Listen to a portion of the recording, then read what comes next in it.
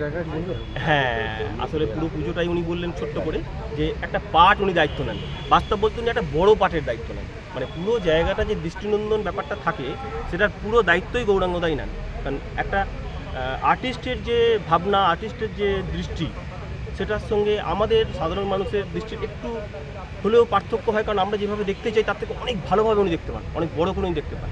উনি যেটা আজকে বলছেন সেটা উনি দেখতে পাচ্ছেন। তার জন্য একটা অফিসও আমরা যদি তৈরি করি, তার কালার কম্বিনেশন, তার সব কিছু সব উনিই করেন।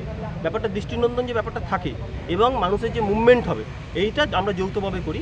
দৃষ্টিনন্দন ব্যাপারটা পুরো দায়িত্বটা ওনার নিতে। আপনার নাম? আমার নাম পলাশ নন্দী, আমি একজন সদস্য আলমগীর। বাংলার যে